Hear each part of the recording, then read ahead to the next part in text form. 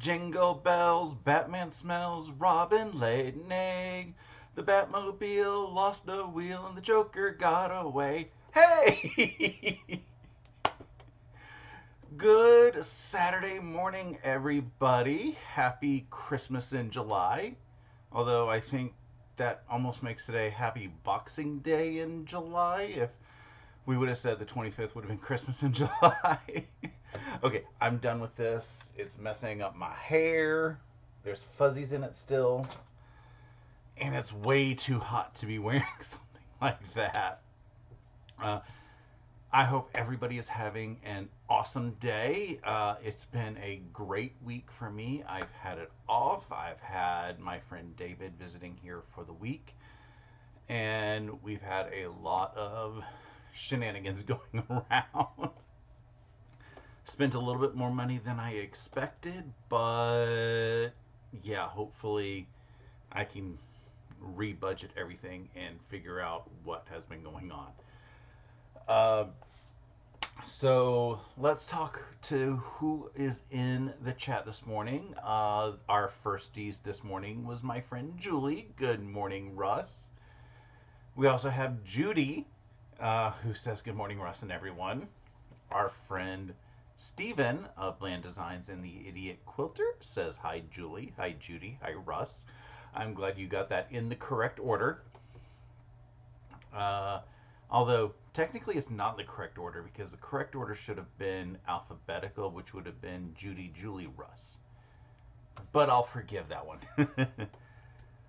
Good morning, Candace. How are you this morning? Bonjour, Nadine. And that gets everybody so far. Today we are working on the Christmas in July project.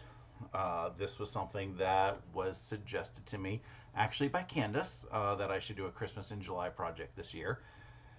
And I was like, but I've got all this other homework I need to do. I managed to get my homework pretty much caught up, so I could do a Christmas in July.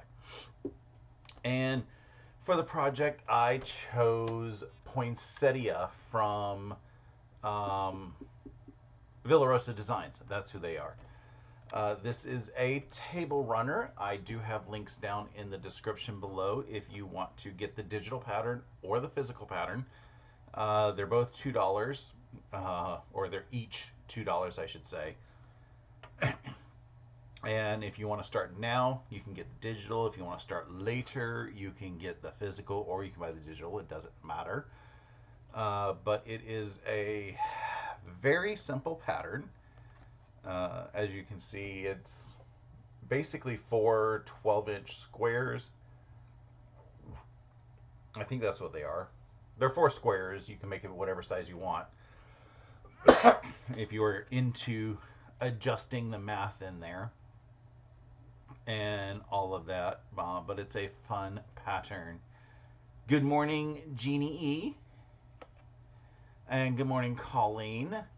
Good morning, David, who says good morning from Russ's living room. Yeah, David's here. Good morning, Joydy. Hope everyone is having an awesome day. So I gave a sneak peek at the colors that I chose. But let me grab a couple of each of the pieces so you can see what I have chosen. I will say that they aren't contrasting quite how well I would like, but I still like the way it comes out. They look a lot different in person than on camera, but these are the colors that I chose. Like I said, on camera, when I start to show a finished block, they're not going to show as contrasty, but they are a little bit more contrasty in person. Like I said, still not quite exactly what I would have liked, and I think a lot of that goes to the fact that I have different lighting in here in my sewing room than they had at the local quilt shop, and at the local quilt shop they looked different enough, and here they look a little bit different. Maybe when I bring it out in the living room, they'll look even different then. So we will see how they look. Uh, Joydy says that she's ordering that pattern today. Great Christmas gifts. Yes, yes, they are. I think that this one is going to end up being a Christmas gift because I've got Christmas gifts for some members of the family and I don't have something for others.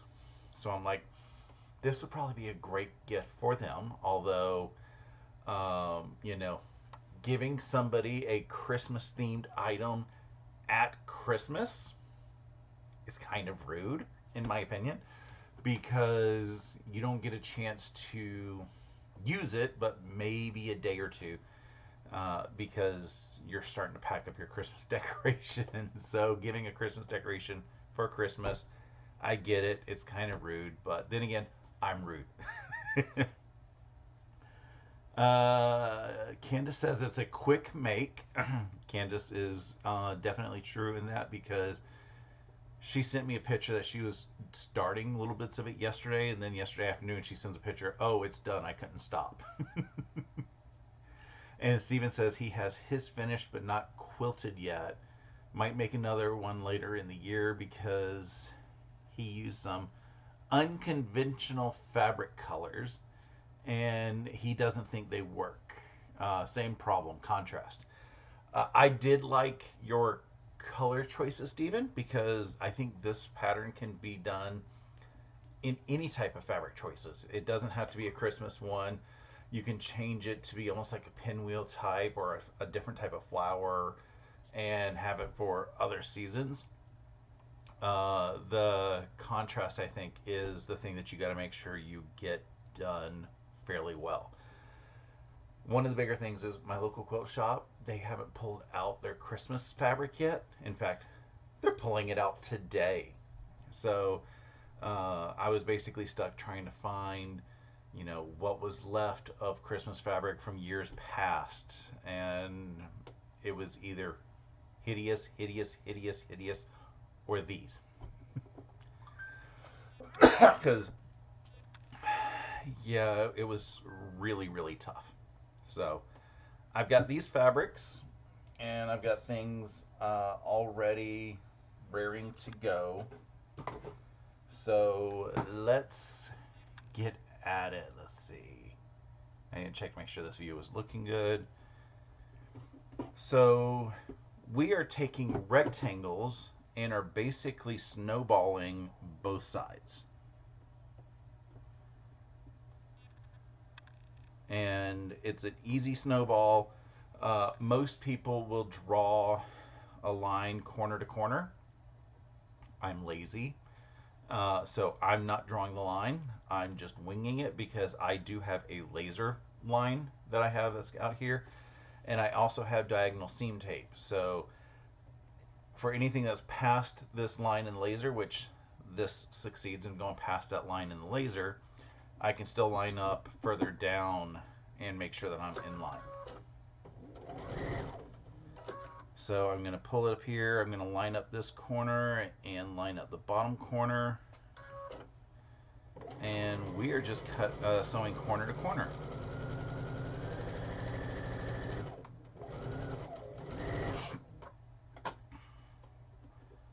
And your red pieces get a pink and a green, and then your green pieces get two greens.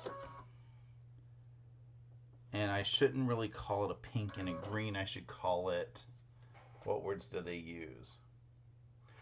They really called it a pink and a background. In their pattern here, the background is a green. But obviously you can put a background in any color you want.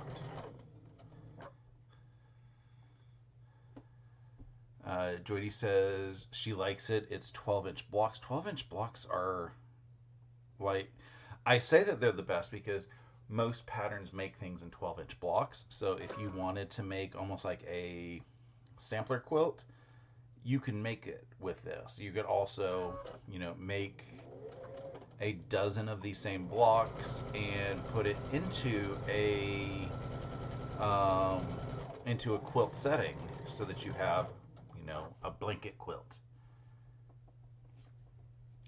Colleen says she found a UFO table runner, split 9 patch from Triangulation's Table Runners, a second helping from 2006. Okay, Colleen, I am going to have to screenshot that because I have not heard of that book. The fact that it is triangulations means I probably want it because I do have the triangulation software. So thank you for suggesting it. If it's even available anywhere, because as you just said, it's from 2006.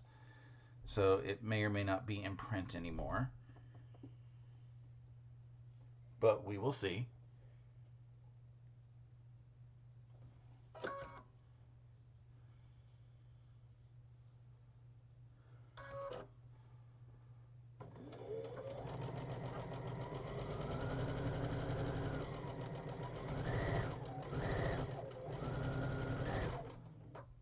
So those are the reds. I also have the green fabrics, and they get backgrounds on both sides. So I'm going to do a large set of chain sewing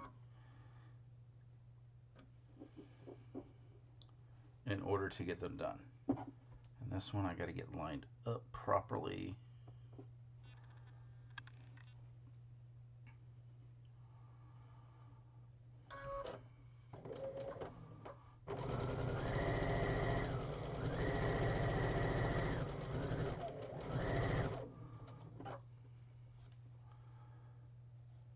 And Joydy is also ordering Villa Rosa's color mittens pattern.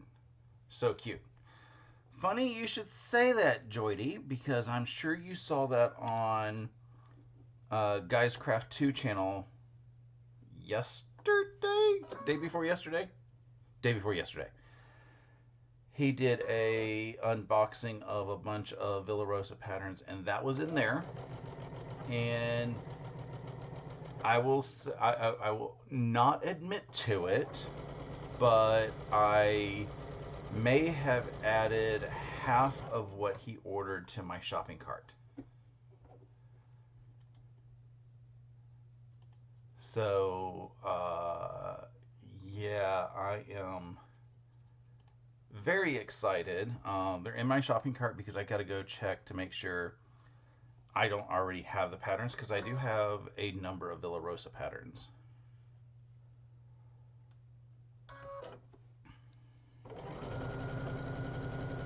So with the patterns that I have, I obviously don't want to order duplicates. If I did order a duplicate, or if I came up across a duplicate, I'd probably do like giveaways or something, make a little kit or something of at least a portion of it, and do it as a giveaway.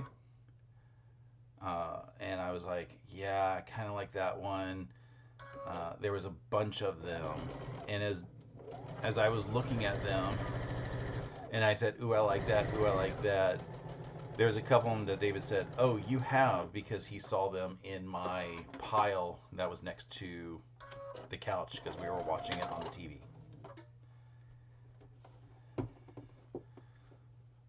So I'm going to pull these off and trim them.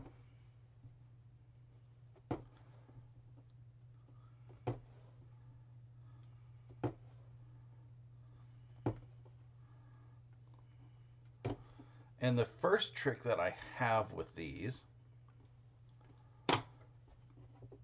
is when you get them folded over, do a test to make sure when you fold it over, everything lines up to this corner. If it lines up to this corner, that means you sewed it perfect. If it ends up being too short, you're going to want to rip it and redo your seam before you cut. If it ends up being too long, you have to make a decision. Do you want to resew it, or do you want to kind of fold it into your seam allowance, or like do the fold and trim it up, or you can do what I have been known to do is just line it up on this fold, and you have just a couple threads of a pocket in there that most people will never see. It is a handcrafted product after all, so if you have a couple little imperfections like that, it's not a big deal. But this one's lining up, so I'm going to take the two corners, keep them aligned, and just set the iron down.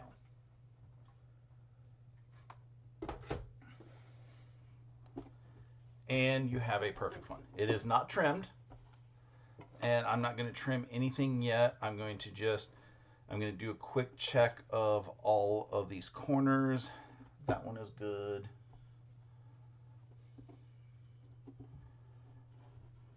That one is good.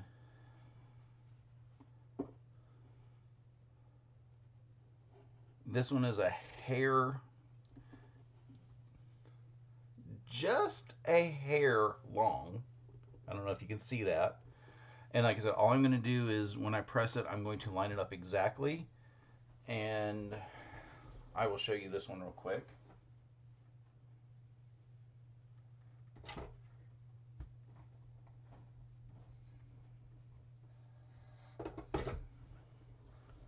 So visually, it looks perfect.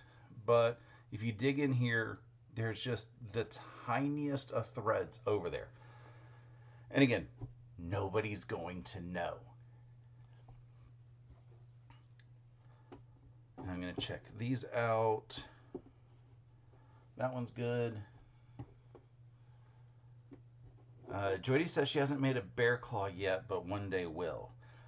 Bear claws are fun and horrible at the same time. And the only reason why I say that, it was like the second or third Saturday sampler that I joined in on. And so this was many years ago. I was still in my infancy with quilting. I didn't know a lot of what I was doing. And I was always under the impression that Saturday Sampler was basically for beginners, because that's what I was told. And that program, it was bear claws, a whole bunch of different style bear claws, and I was like, I have no idea what I'm doing. But I didn't care. None of my blocks came out the correct size. I have since learned why nothing came out the right size. And it's because I think, if I remember correctly, the pattern did the weird, you cut something in 7/8 or something for your half square triangles and cut them down, and you're not doing any squaring up afterwards. So when I was taught how to cut fabric all those years ago, I wasn't taught how to use a proper quilting ruler. I was taught how to use a June Taylor strip ruler to cut. And all those combinations of inaccuracies caused my blocks to be horrible. And there was a whole bunch of tiny half square triangles in those blocks. Because not only did you have the half square triangles of the bear's paw, but in the center of the paw, they usually had half square triangle designs. So I was doing, they were probably like 1 inch or 3/4 inch half square triangles in my quilting infancy, and nothing was coming out right. I mean, I made the blocks, and I was showing, like, because, you know, they always say you could always trim your blocks down if they need to fit it up. There was no helping these blocks. I did not show the full block. I had it folded up and said, hey, yeah, it's done. Because it was great practice. because with those Saturday sampler programs, if you complete your quilt block, then you got your next quilt block for free, as long as you sat through the infomercial and the rest of the Saturday sampler rules. Colleen says that she started that pattern years ago. Maybe I can do a UFO sew along someday, and she'll pull it out then. I mean, anytime that you want to sew with me, it's always whatever you want to sew. So pull it out tomorrow. Pull it out today.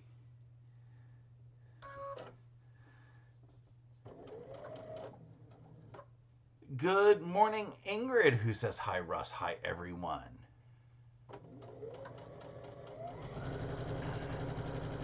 But maybe I will pull out something that might be labeled explicitly UFOs, because heaven knows I have plenty of those.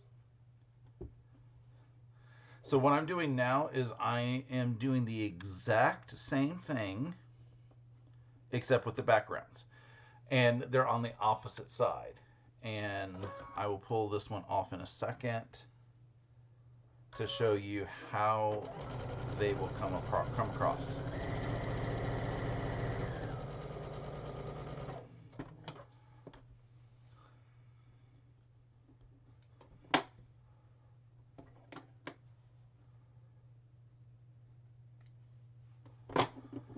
So when you pull this one back, you're going to get kind of a diagonal right here. And I'm doing the same thing with these. Is if it lines up, it's perfect.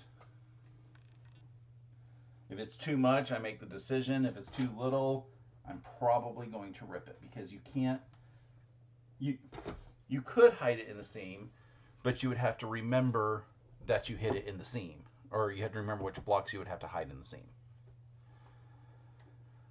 So let me get these last couple with the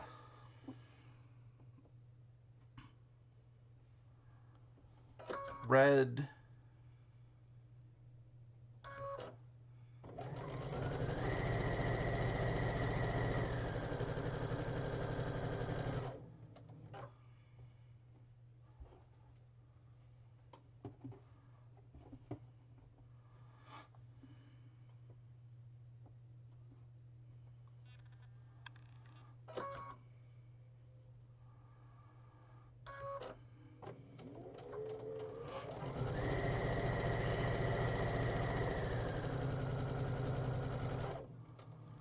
And then we are doing exactly the same same thing with the green.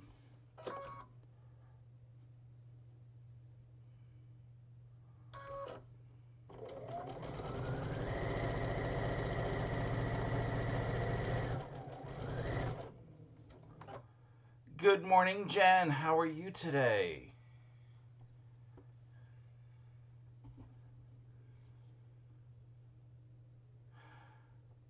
Joyty is asking, what is that yellow thing sticking up behind me on my right? Behind me or over here? So you got to say behind or over here. I'm certain you mean over here. I'm sure you're meaning this thing right here. And if that's what you were asking about, once I see your confirmation, I will show you.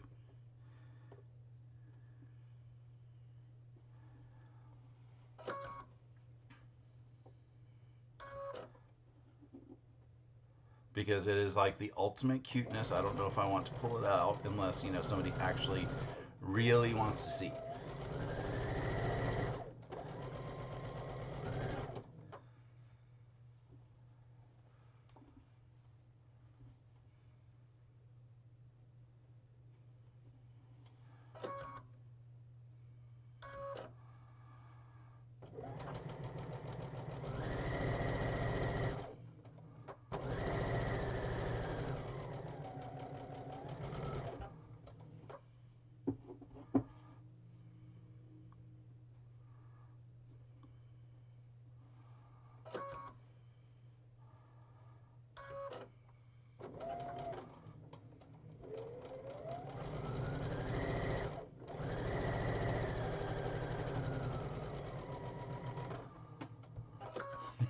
Over there. Good. That's what I thought you meant.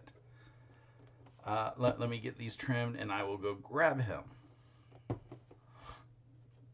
So, what that thing over there is was the result of a targeted ad on YouTube. Not YouTube, Facebook. I, years ago, was playing Pokemon Go. I enjoyed playing Pokemon Go, but I didn't know any Pokemon really beyond that first generation, the first 151, as they will call it. And as I was playing Pokemon Go, I started learning more of them, and I was like, okay, I like this Pokemon, I like this Pokemon. Ludicolo is my spirit Pokemon. And I forget how many years ago it was, but my coworker was playing the mainstream Pokemon, the new ones, because Pokemon Go was several generations behind. I think there's like 9 or 10 generations of Pokemon now. And he told me that there was this guy. His name is Yamper. He is a electric corgi Pokemon. And he even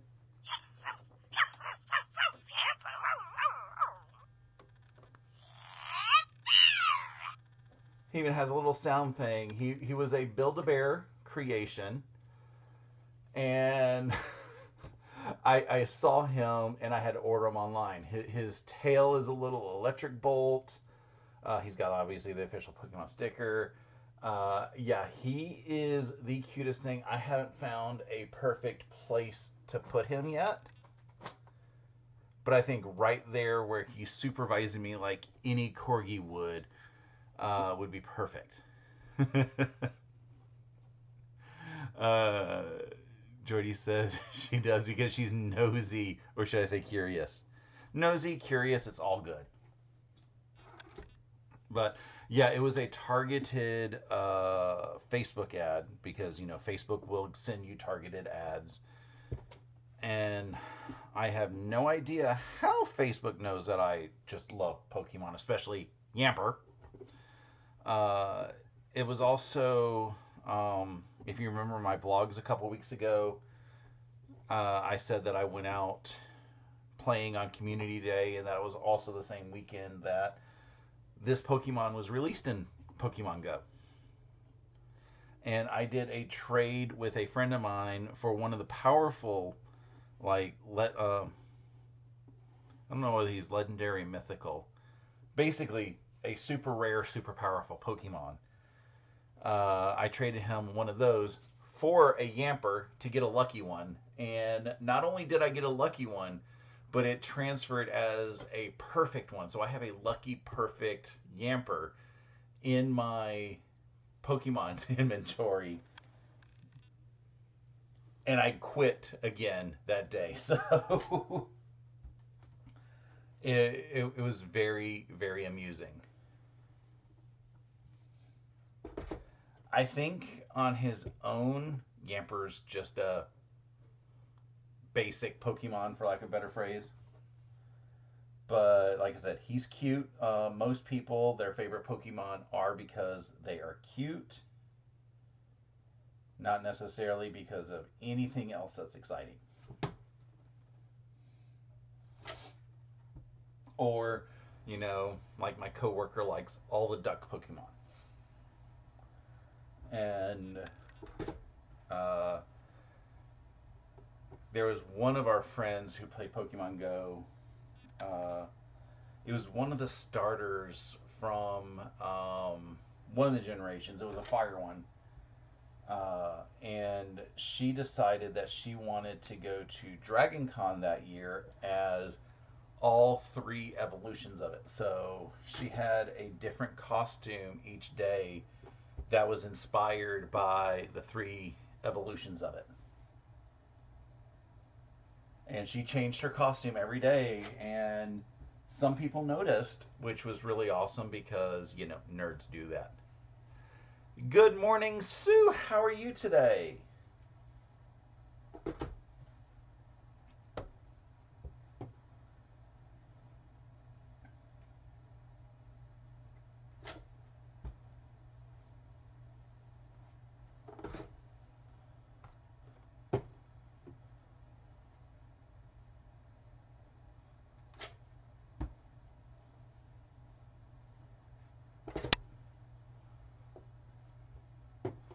And I do have some other things that will be appearing on the walls once they arrive. I have something I ordered back in like January, I think. And initially it was supposed to arrive in March, and then it got moved to April, and I think now it's moved to July or August. So I haven't checked again. So I guess I should. So I now have all of the units, but the problem is they're not trimmed on the backside. So I have to do that. The easiest way to do that is after you have them folded, or yeah, folded up, because that way you know they're going to fit. What I do is I will fold back the top, find my ruler, line it up against the seam line, trim it, and then fold it back, because it's going to want to come back folded like this because you've already ironed it. So I will show you real quick. I can't show you the cutting because I don't have a camera angle for that.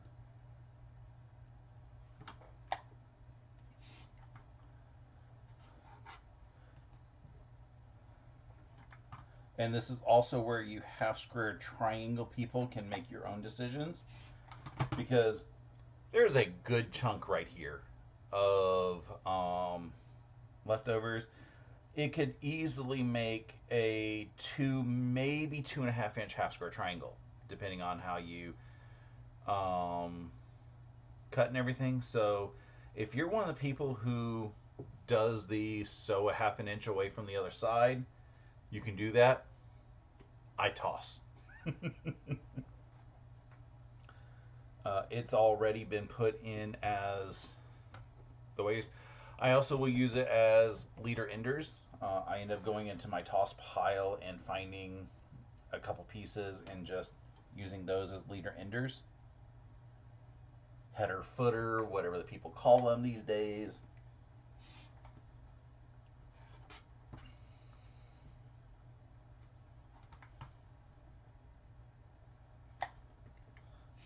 But whatever you do with it, that is your choice. Like I said, for me, I'm not particularly an avid scrap triangle person. So you will not catch me doing the sew a half an inch away.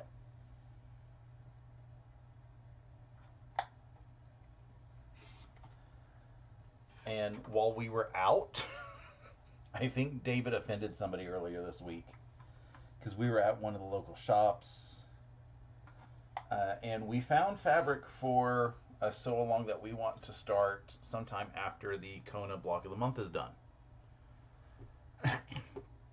And he found some really gorgeous Lori Holt fabric, and I'm doing mine in Halloween fabric.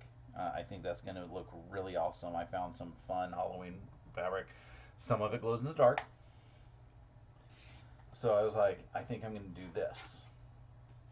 And he ended up buying, like, the pattern says, buy 2 yards of this fabric. And he bought like 2.5 yards. And then he goes, yeah, and whatever's left over, I end up throwing away. And it was the shop owner, and that look she said, like, oh, and David's like, it's already used its purpose. I'm not a scrap person. So he was working on a Tula pink quilt for a friend of his, and he used all of the layer cakes, but he had bought the Tula pink gray on black background, which is one of the cut backgrounds that I love to use. And he goes, I've got like 3 yards of it I'm going to give to you. I'm like, okay. Which is kind of sad, because that 3 yards could have accidentally ended up in the dumpster. As he says, I know not what you speak about.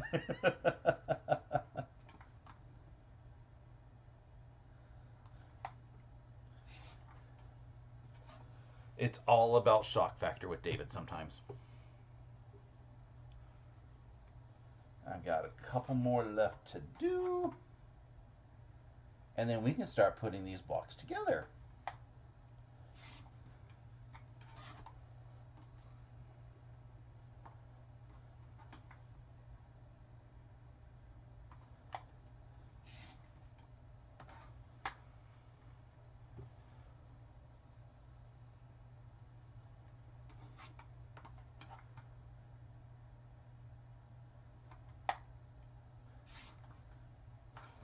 David must not be entertaining Riley enough because I hear her pitter pattering in the kitchen. She's probably confused hearing me in the living room and me not being there because she's like, Daddy's in his sewing room. Okay, I'm going to switch feet because the rest of everything is along seam edges, not corner to corner. So I will use my 1/4 inch foot. And then now I got to make sure I'm putting these together correctly. So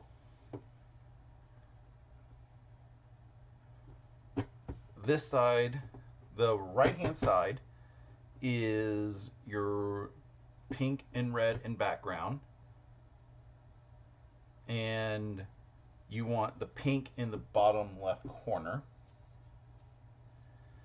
And then on the right side, it doesn't matter which side, which direction you put your green and background because it's always going to be the same. There's no way to get this one wrong, but there is a way to get this one wrong. So if your stuff looks like that, it's not quite right. If you put on the wrong side, well,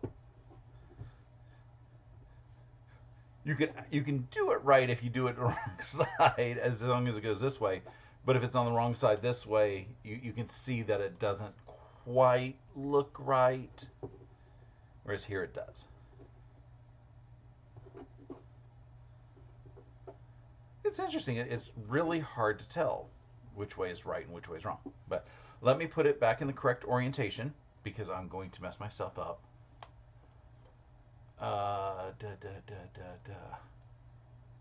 David says he doesn't believe in scrap collecting. Candace says there are some fabrics you just can't throw away. And Jody is like, oh no, I thought you were going to say he did that. Good morning, Stephanie, who says she loves these fabrics, Russ. Jody says that Donna is starting a scrap block of the month in September. She would love to see my scraps. I can't exactly say. Well, I don't have that many. Most of my scraps are honestly Tula Pink scraps because there is no easy way for me to abandon Tula Pink fabric.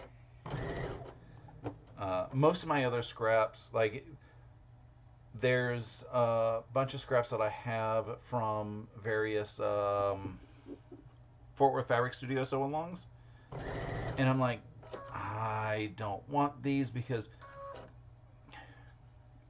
like David is saying, it is like there's some scraps that aren't worth saving because they were for a project. The project isn't necessarily your normal color palette, and they're not always big enough for you to use in other things. So yeah, it gets to be very difficult to decide what scraps you want to keep and which ones you don't.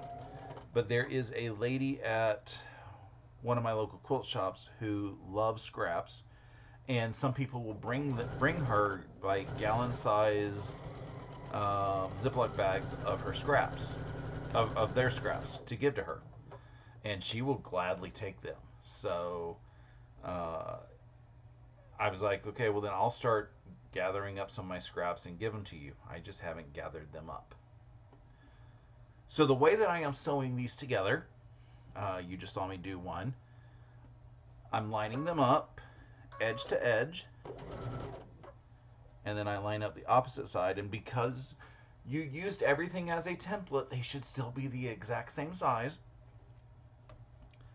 I make sure everything stays lined up, and I do a sew and pray method, which says I'm just going to run them through the machine.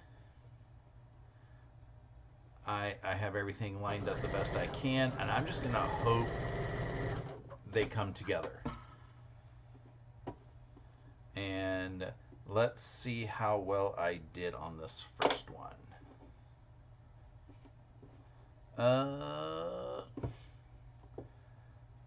If you look, I'm off by like 2 or 3 threads, but I don't care.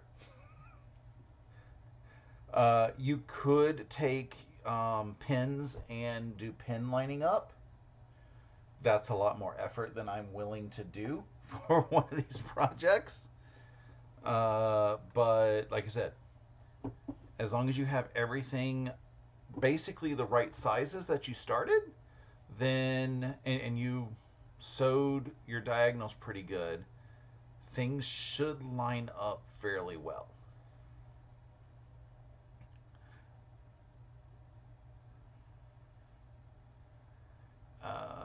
Joy's saying good morning to Stephanie, asking where she's been, and Stephanie said that she went to Japan and then drove her dad's van with some things from Arizona to Ohio, a long trip. Arizona to Ohio is a long trip.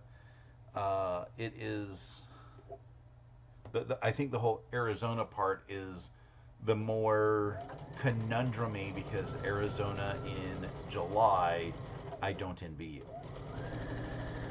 Except, Stephanie, I hope you got some Filibertos, because you didn't send me a picture if you did.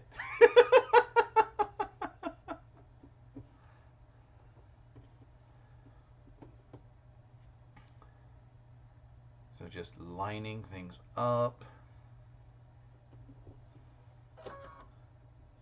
and doing, like I said, the stitch and pray.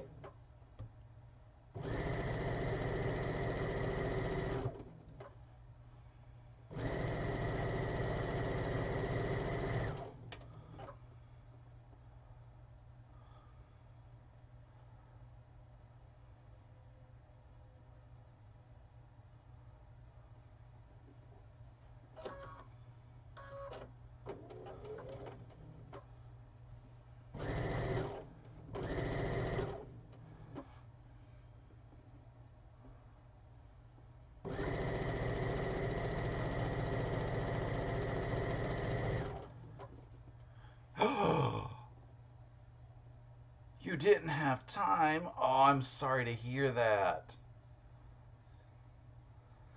I mean, I heard some of your itinerary, so it doesn't surprise me you didn't have time.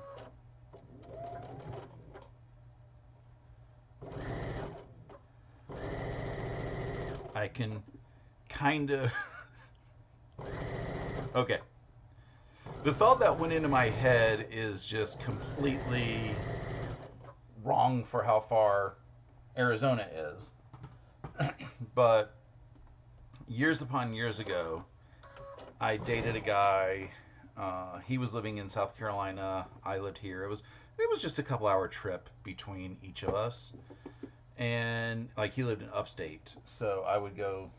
Like it was like one weekend I would go visit him, another weekend he'd come visit me, and one of the weekends that I was up visiting him, like we were out gallivanting, and all of a sudden I'm like, "Why are we in Colombia?" And he goes, "Because you were talking about rushes." So we took like I took like a 2 hour drive to go see him, and then we took another like 2 hour drive to go to Columbia to get Rush's, which is a family owned burger joint that is so good. And I'm like, we really didn't need to do that. So I'm just doing a quick open of my seams to see how well they line up. Most of them aren't off by any more than a thread or two, so I don't care. Okay, that one's a thread or 3, but again, I don't care. I'm just looking because it takes a minute for the iron to heat up. Okay. And then for pressing, what I found to be more convenient is to press towards the red, so that when you look at the back, it's going to be pressed this way. Let me do a quick press on this one and I'll show you.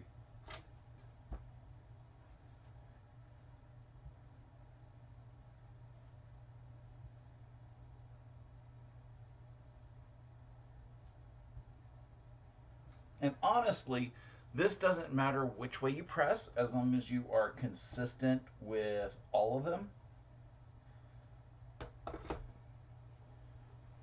But I am pressing things towards the red.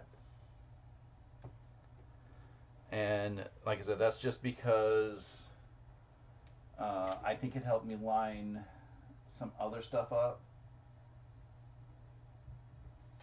But your seams are going to be exactly the same if you press them toward the red or if you press them to the green, because like I said, your block looks identical in each direction.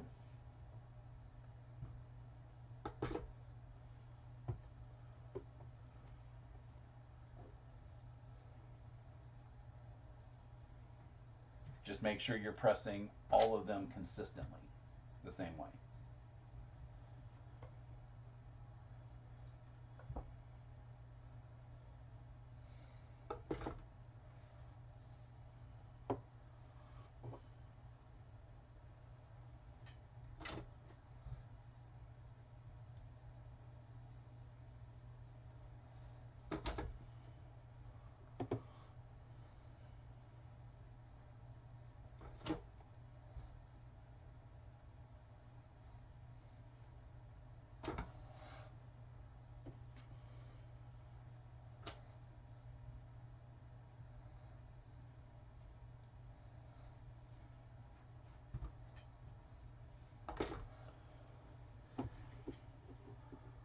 And then the next piece that we are doing is to line up for the square, which is like that,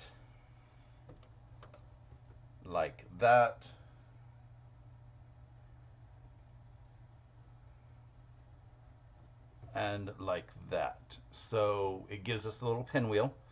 That is, no, that's not the other reason. So, and the good thing is the pinwheel is the same going upside down versus right side up. So let me grab all my pieces and I'm just going to line them up in a giant pile. Good morning, Mama Jan, who's apologizing for being late. You are not late. You are perfectly on time. Ingrid says she's happy Stephanie's home and looking forward to catch up. So what I'm going to do is now line these two up. And part of the reason why I chose pressing towards the red is because this seam allowance, it gives a pseudo opposite direction. But like I said, it doesn't really matter. But the other good thing is in your center, you have your pinwheels that will line up. So you can use those as a, if you don't pin, you can use those to help line everything up. Which is what I do.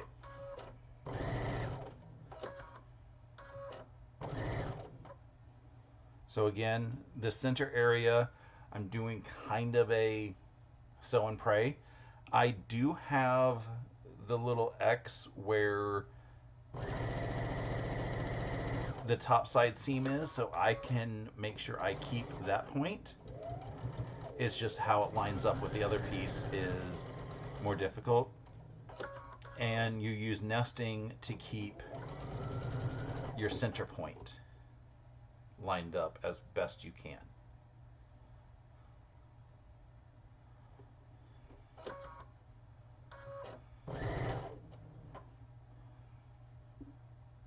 Again, sew and pray.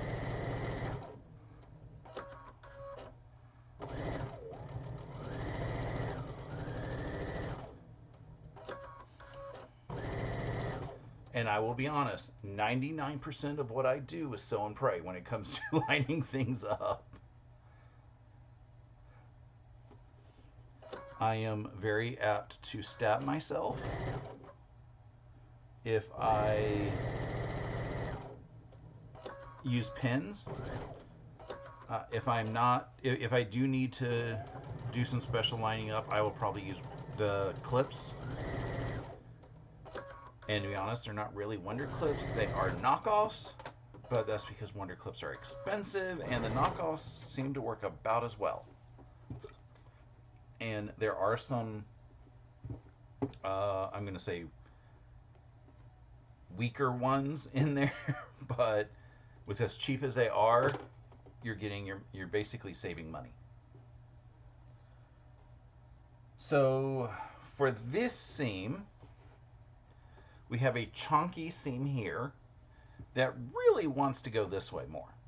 So I am pressing things this way. Also with your center pinwheel, it's helping that everything's going the same direction. So I'm pressing everything towards the block where the red's vertical. Good morning, Charlotte. How are you today?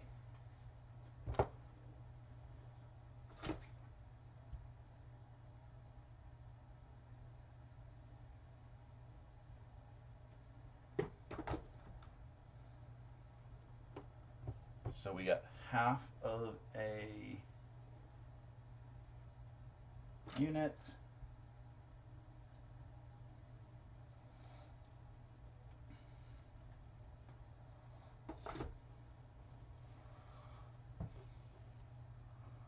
Other half of the unit, so you can see how the center lines up.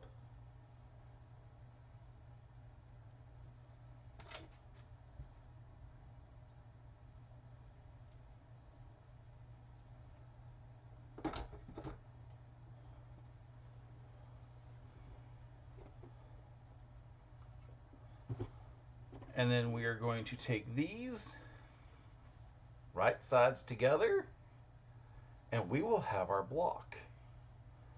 And we will have the center seam to line up. And because of how we pressed everything, we've got that nesting situation going on in the center seam, which makes it oh so pretty and easy.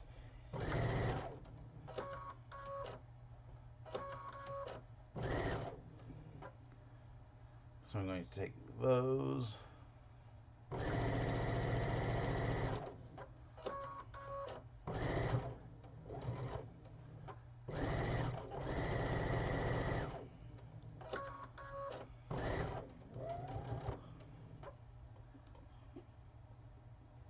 And then now that I got to the center point, I'm just going to line everything up and push it through. And on this long seam, I have the X for one of them, but I have to pray or stitch and pray for the other intersection.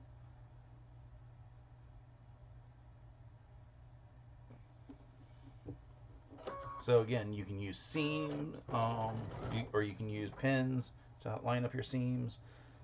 You can also sew to the center, pull it out, flip everything over, and then sew the same thing back to the center and just go a little bit further so that you lock your seam in.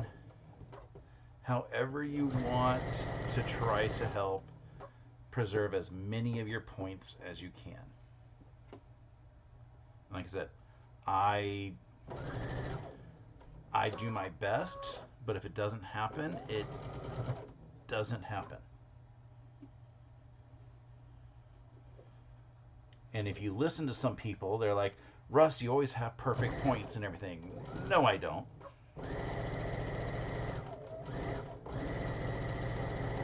I have pretty darn good points when it comes to the whole, not pinning and praying, but they're still not perfect. So we have some blocks here. And I'm just going to peek in here. That point looks pretty good in the center.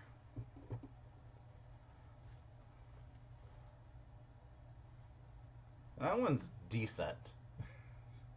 I've seen better. And then what I'm going to do for pressing, this is where this bulk and having everything pressed in that clockwise direction. So I'm going to press the top half of the seam this way, the bottom half of the seam this way, so that all the seams are going to, like, this entire center pinwheel is going to go into direction, a roundabout, and then you should be able to pop open that center seam.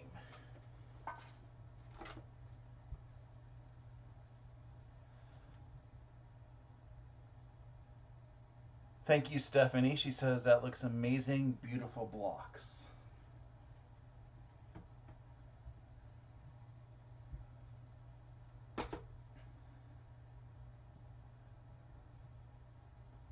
So I'm just popping that center seam, twisting it.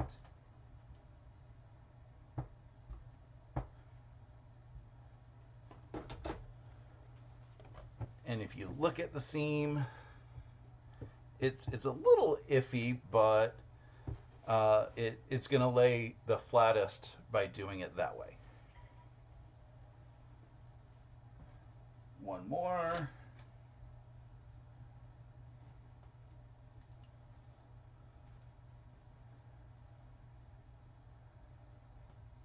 If it doesn't do like what you want, you could always grab a little mallet, abuse it a little. But all you really have to do is just pop the thread from that center, tell it to go down, and then just press it.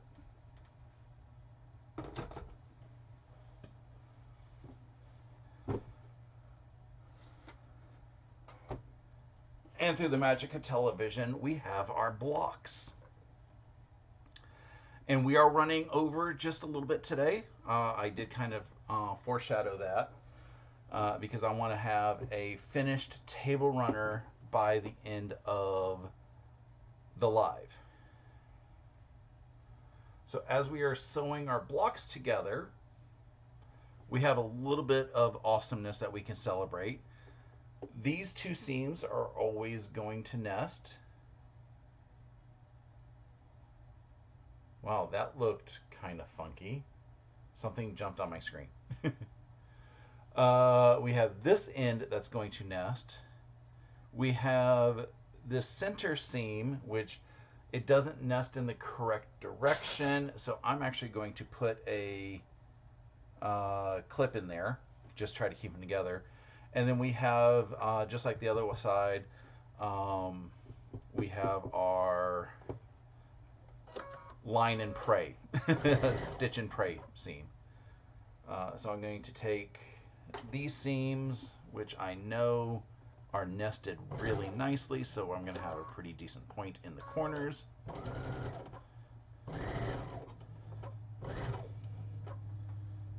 And then I'm just going to keep them together until we get... Okay, it does not like that seam.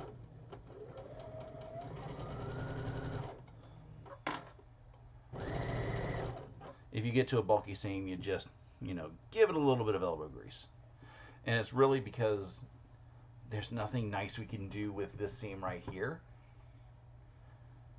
Good morning, Crystal Dragon, House of Creations. Rita, how are you today? Because this is a little bit bulky right there. Couldn't do too much about it because there's no other real way to go. So you just fight with it the best you can.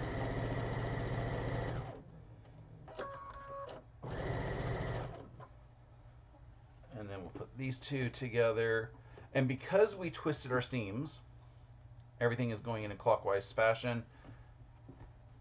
I could put my block this way, I could put my block this way, I could put my, and everything is still going to properly nest. Because the block rotates around the center. Oh wait, I already pulled it off. So I have, this corner is going to line up.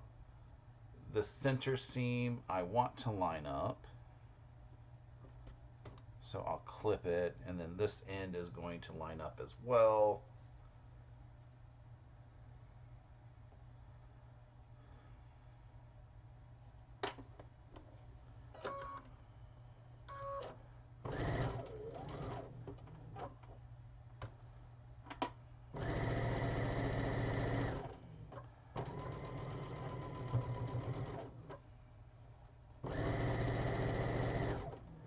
Taking it a little slower through that heavy seam.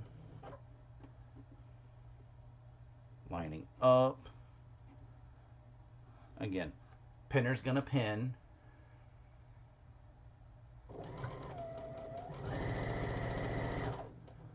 I'm sorry to hear that, Rita. She says she's been super sick, so she figured she'd watch some lives and sew a couple blocks. Hopefully sewing makes you feel better, because, you know, it's almost like chicken soup for the soul. And I hope you get better soon.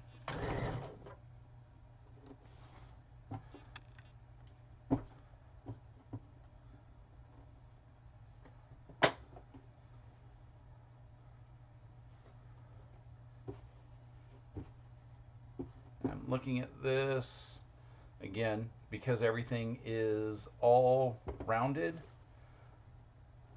Doesn't matter which side anything goes on. You could probably even make this into a square if you needed a table topper instead of table runner.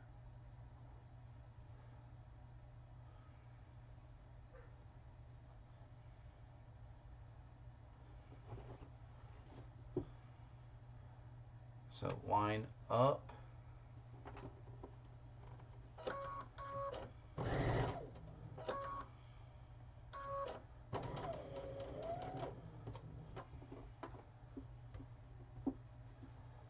Make sure you're not going to be sewing your fabric underneath.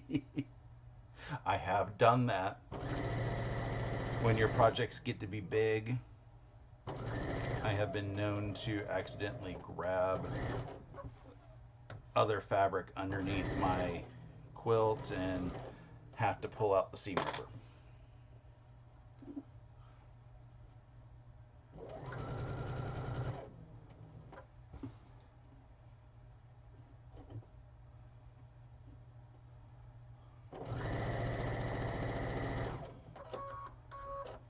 Jen says it looks like a friendship star. It kind of does. That was one of the things that I had noticed when I first put it together. I was like, this kind of looks like a friendship star.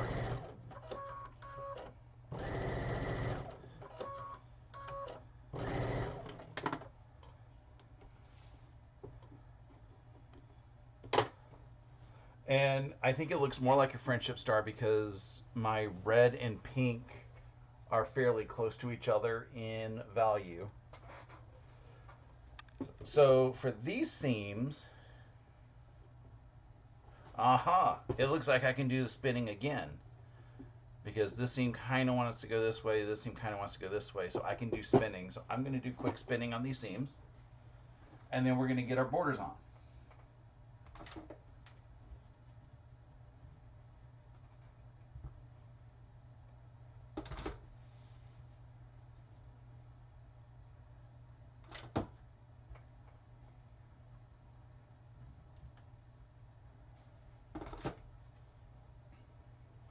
I love it when you can do spin seaming. Seam spinning.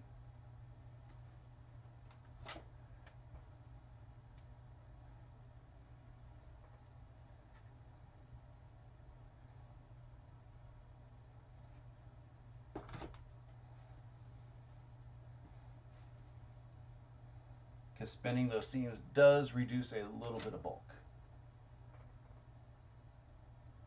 There's also people who open up their seams. That would be perfect for this type of project as well.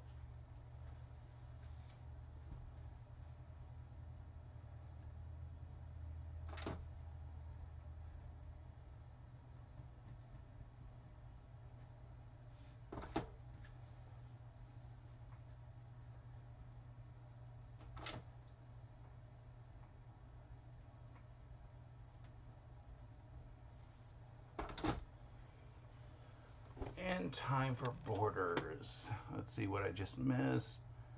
Uh, Rita asked if that's a friendship star. It is not quite a friendship star. The pattern is called Poinsettia from Villarosa Designs. The link to it is in the description below. It just happens to have the feel of a friendship star.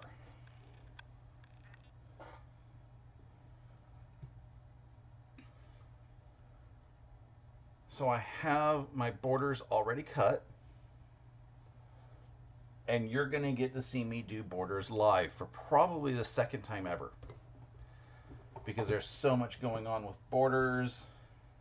I kind of get stressed out. But this one's a smaller project, so I should be able to do it without going a little too wonky.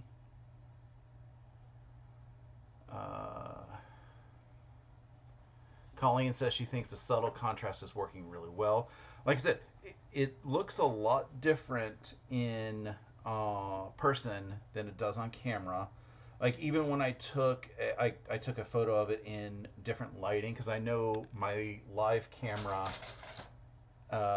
has a little bit of color issue. There's not a lot of contrast, but it still looks really good. Like I said, I really like it.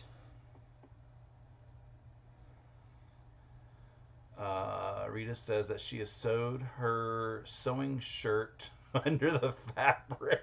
I don't mean to laugh, but you're laughing too, so it's good to laugh with you.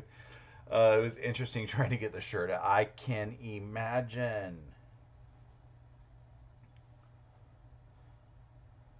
So the way that I do borders is, like, I know there's dozens of different methods. Some people say measure your top, middle, bottom, and then do averages and cut that size. However you end up cutting them, I will clip the two ends, and then I end up folding it in half, lining up the center. And what this is doing is it's kind of helping determining how to ease fabric in. Because again, if you do the average method, where it should be the average, the top, middle, bottom. If you're averaging, one of the seams is going to be, the fabric side is going to be just a little bit longer. One of them, the border side, is going to be just a little bit longer. So you have to know how to ease them in to kind of help re-square everything back up. And that's what I'm doing here. Is I'm just doing it a couple, like I'm just doing it a half at a time. And just basically folding it in half, grabbing a clip. So, and then on this side, same thing, half. And I usually do my halves until it gets to be about something that I'm comfortable sewing, that I know I'm not going to be stretching too much. So in this case, I forget how many clips I'm going to be using for this, but it's half and half. So maybe these are quarter. No, these are eighths, because I end up sewing on each, basically on each side of a unit is how these are lining up. The unit being this piece, so it ends up being here, here, here. But you got to do it so that you're doing it every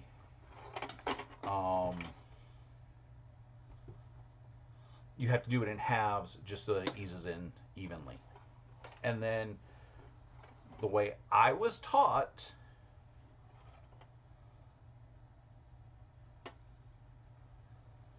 okay, we're not going to discuss that. I did that wrong. I'm not going to redo it.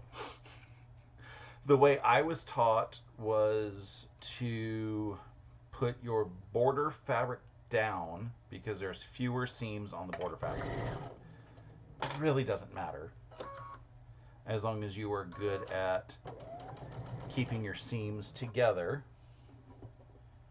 And then you just sew from clip to clip to clip to clip.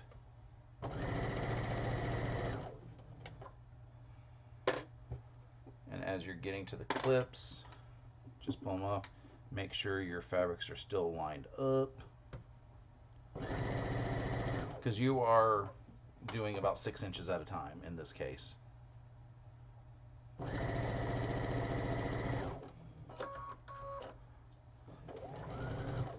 Rita says her hubby was laughing so hard he could not help. Oh, poor guy.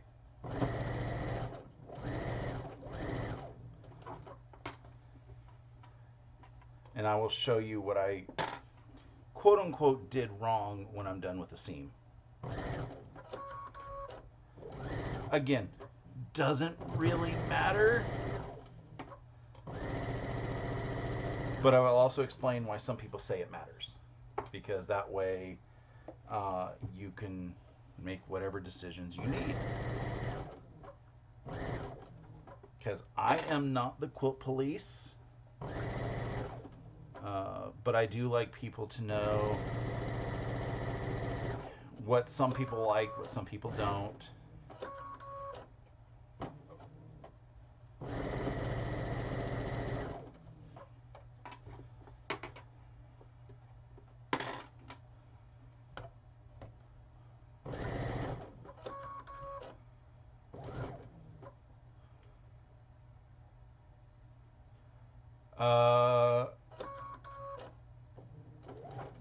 Rita says her dad working in upholstery said he'd make sure borders go down always. Most quilts, you do your side borders first and your top and bottom borders last. That is number 2 rule, and that's just because your eyes will look horizontally, and if there is like a line in the border that your eyes can follow, a seam line, your eyes are going to jump when it hits a vertical seam that way. Again, it's a suggestion, not a rule. If you miter your borders, it doesn't matter. Here we have cornerstones, so it really doesn't matter. And the main reason why we're doing it this way, I think, because of the cornerstones, because it makes it fits the rule that you want to do your longer seams first, which would be your left and right seam. In this case, it's the top and bottom seam. And then you do your shorter seams last. Again, I don't know if it makes that much of a difference, especially with small projects. But the mistake that I made is, we're just going to say, more egregious than that.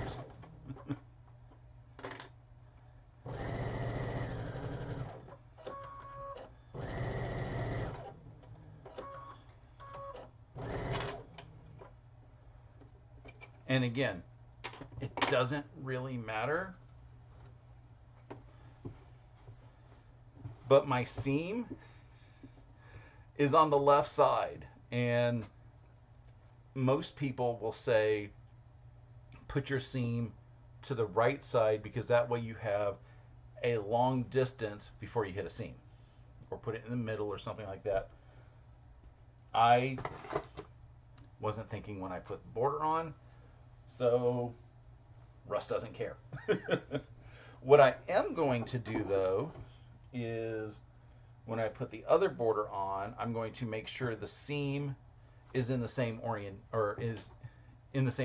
So the seam is down here, so I want my other seam to be up here in the opposite corner. And that's just going to help give it more of a symmetry than a something that you really notice. Because when things look the same, it doesn't feel like a mistake. You could also, because if you put them both on the same side, it's going to draw your eyes to that side. I don't. There's enough going on in this quilt. I don't want somebody to say, hey, look at this and this and this and this and this.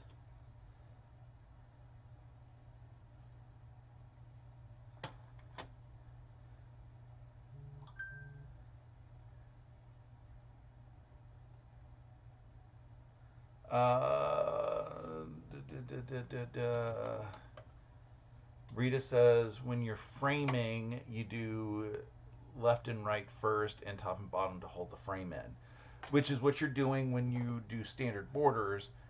All you just have to think about is it's a quilt going up and down, because a table runner doesn't have an up, down, a left, or right. It's just most people will show it this way. But if you look at the way that the picture's shown in the pattern, we're doing the left and right first, and then we're doing top and bottom last. So it works. I just think longer seams than shorter seams, mostly because they tell you to cut your bigger fabric first, which would be your longer seam, and then your smaller fabric second, which would be your shorter seam. And if you do it that way, it kind of helps remember. And like I said, when you're doing a rectangular quilt, your top and bottom are going to be, or your left and right are going to be slightly longer than your top and bottom. And then if you're doing a square quilt, that's when you just got to remember a little bit more. Try to do your left and right first, then your top and bottom. Just like framing, just like Rita said.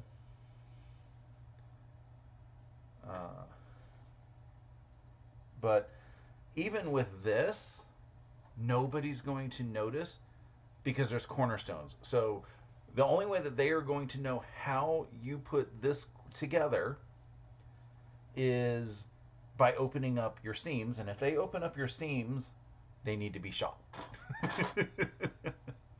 I apologize, YouTube. I don't really mean injuring someone, but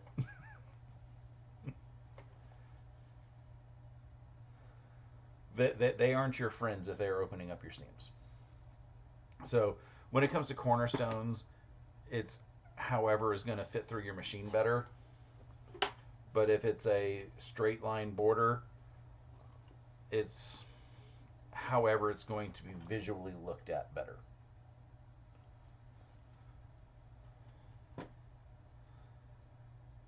And like I said, left and right, top, bottom, that's usually the rules. Some people will say rules are meant to be broken.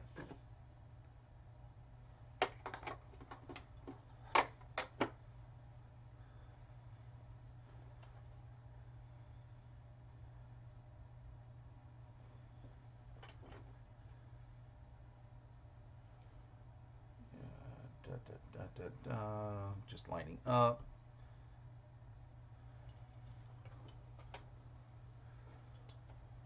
And again, I was taught to put the border fabric down because there's fewer seams to try to fight underneath the needle.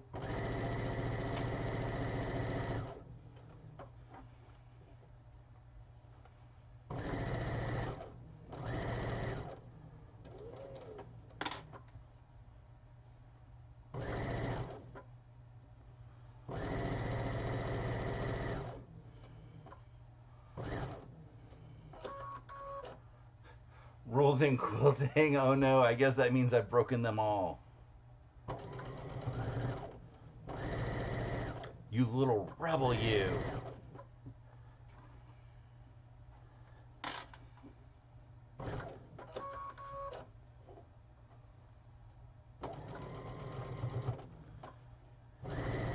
In my opinion, there's only one rule of quilting: have fun. And if you break that rule, there's a problem.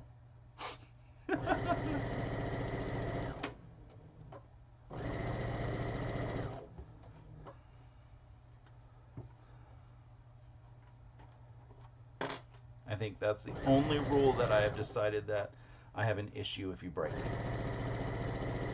Because if you're not having fun, why are you doing it?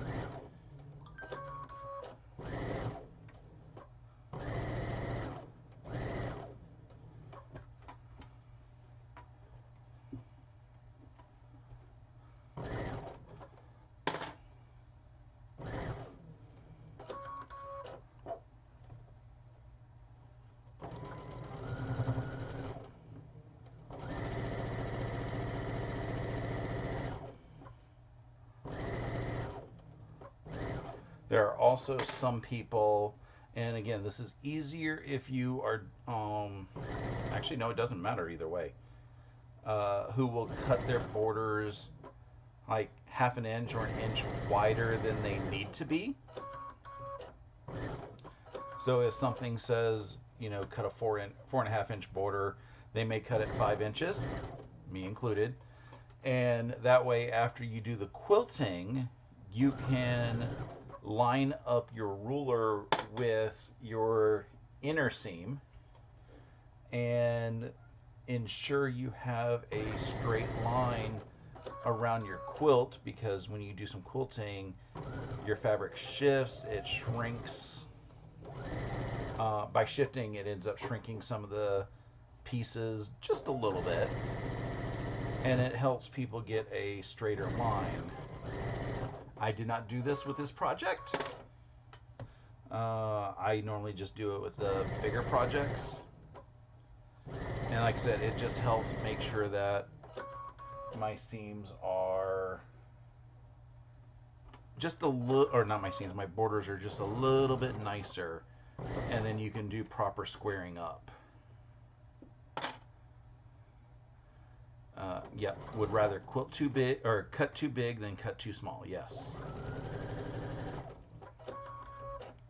That's why when something says this is the border fabric, I like to get just a hair. I can't say a hair. I'd like to get a couple inches more. That way I can do the cut too big method. I don't think it matters as much on this project because it's a smaller one. I don't think there's going to be much shifting when it gets quilted. And I'm just going to do a quick press of the ends, so I have straight edges to sew the other seams on, and I'll just finger press the rest.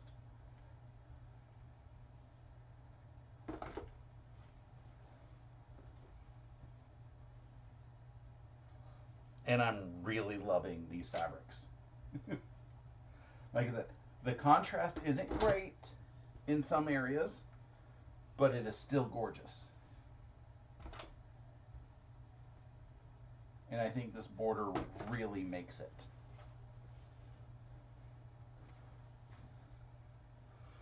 And then for the left and right border, we have to put our cornerstones on first.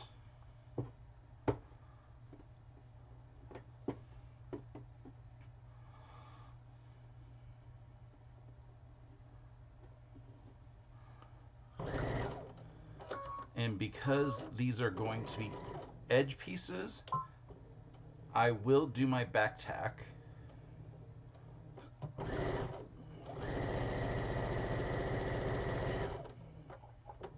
Because I don't know which side is going to be the edge, the outer edge. And instead of me having to pay attention, I will just back tack on both sides.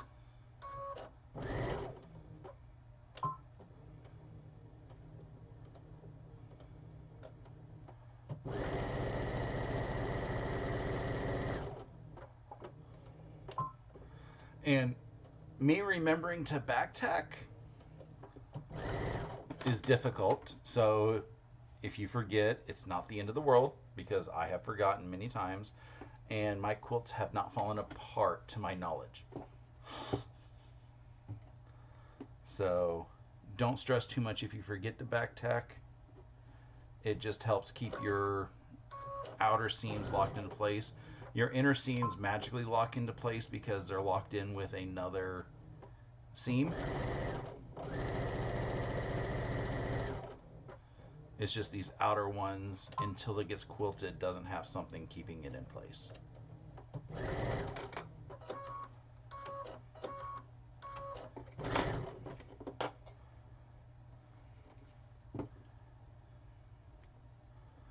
And I pressed these seams outwards towards the border.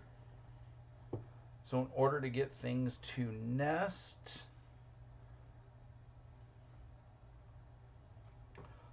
I forgot one.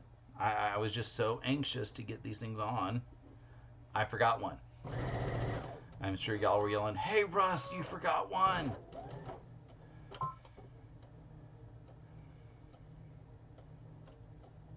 Well, I'm not going to cut this one off then yet. I'll do that in a second.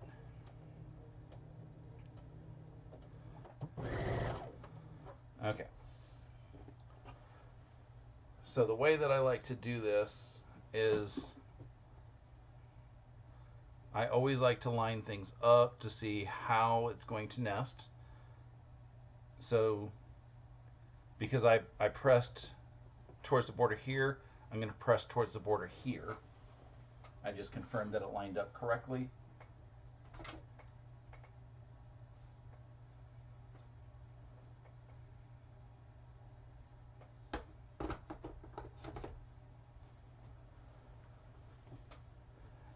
And the way that I line these up is I first start with the seam that I know is going to be lined up, put my clip,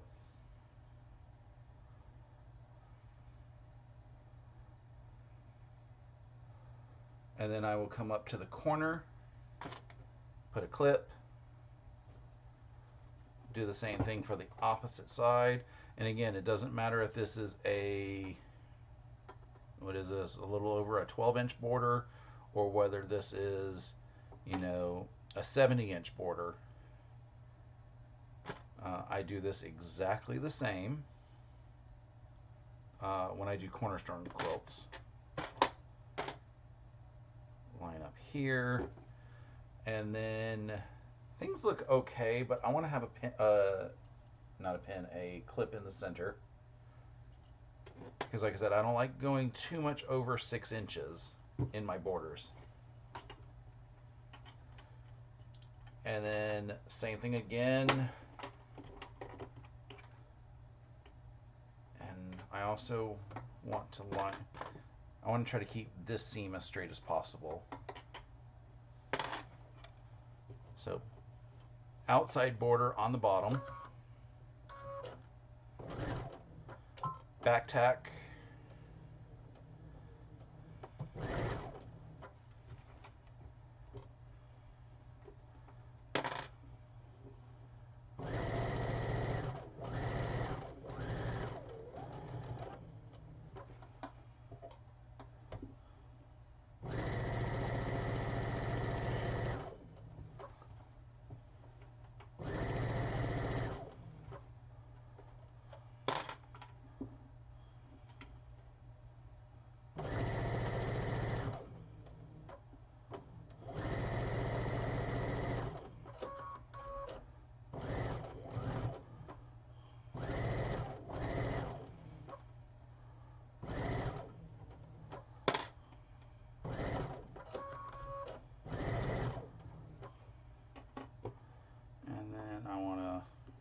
that kind of lined up there.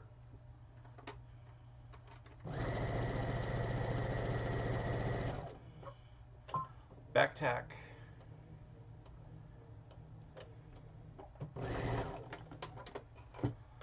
Let me grab this other one off.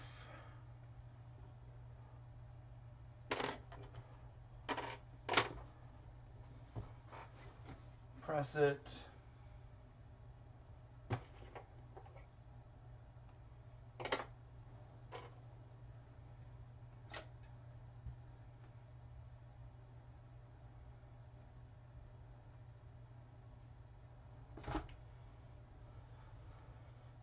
And just so I'm doing the right thing, I'm going to take this one off as well.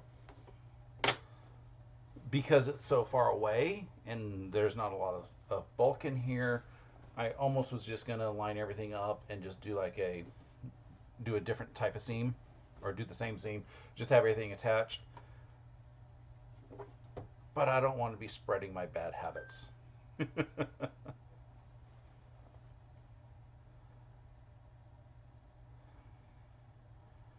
So again, line up the seam, line up the edge, and then line up the straight line. This helps just keep it square.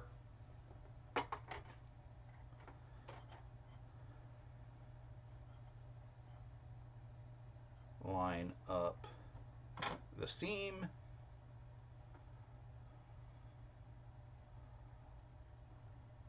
Line up the corner, line up the straight edge,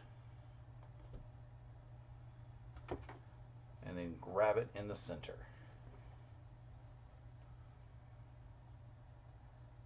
Or approximately.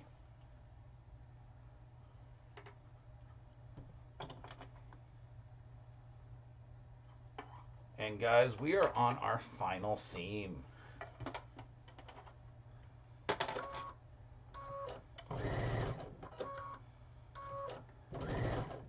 Back tack.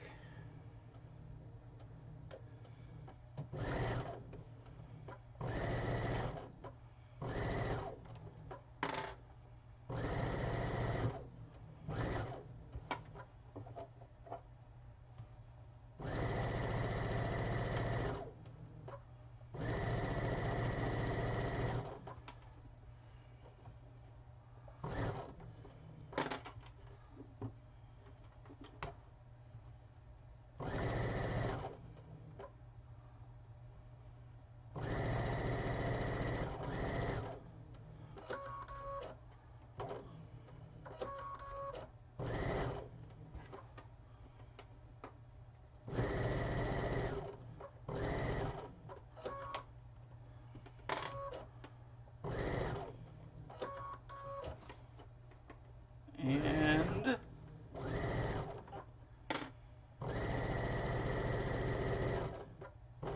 at the end of the last seam, don't forget to back tack.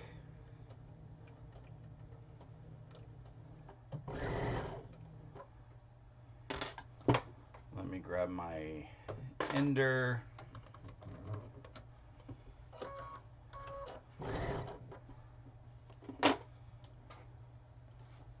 And let's see what I can get quickly pressed out.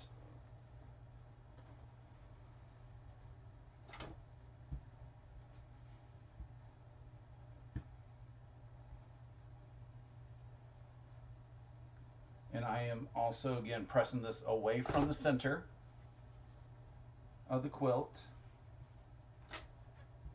because that's the way the seams want to go.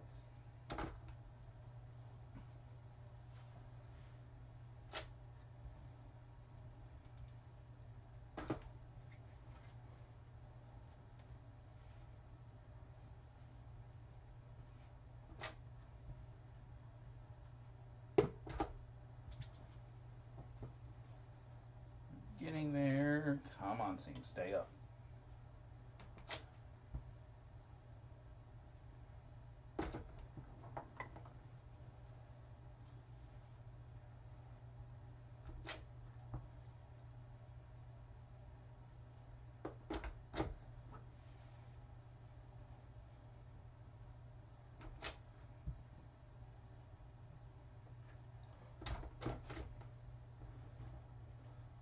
other side.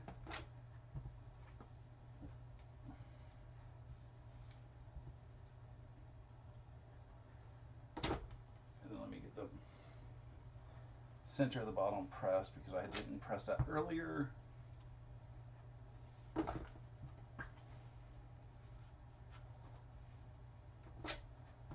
I've got a fairly small pressing area here, so I can only do like 10 inches at a time. I pull out my big mat onto my cutting table when I need to do a big giant press on something.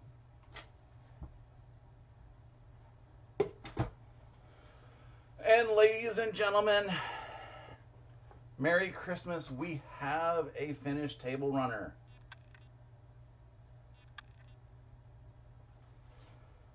Like I said, I'm really enjoying this. I love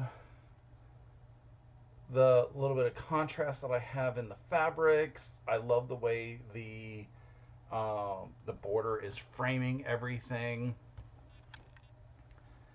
I'm really excited. I have the binding and backing fabric hiding over here underneath my dragon fruit stuff.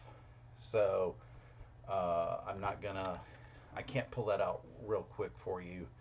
But I am hoping that sometime this week I will be able to to load the long arm real quick, because I have some scraps that are big enough to quilt this, and I will be able to hopefully have a finished project to be able to be shown. Probably not this week's vlog, but hopefully next week's vlog. Just because vlogs are recorded late Tuesday and or early Wednesday. But thank you everybody for joining me for this Christmas in July event. I hope you guys got something really awesome out of this pattern, if you did it. If you want me to share your Christmas in July projects, shoot them to me in an email, and I will, if I get enough email responses, I will do a slideshow of everybody and include that either as a separate video or maybe as a segment in my weekly vlog. I would love to see your projects. Don't forget that tomorrow at 1 p.m. Eastern, I will be joined by some of my friends, and we will be working on the next month, or the next block for the Kona block of the month.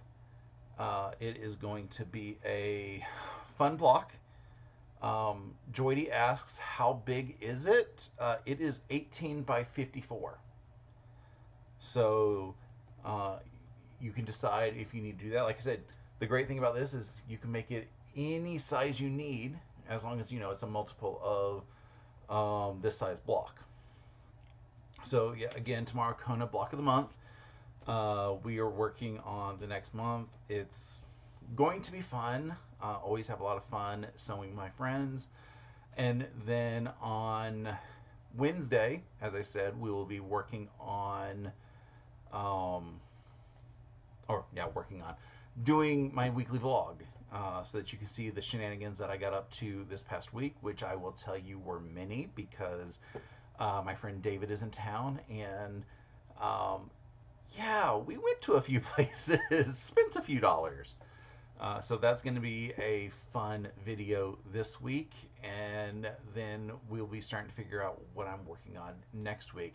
I'm probably going to start moving on to graduation quilts next week, because now that I got my homework done, I need to start getting those worked on. So let's look forward to that, and I hope you guys have a wonderful rest of your Christmas in July. Toodles!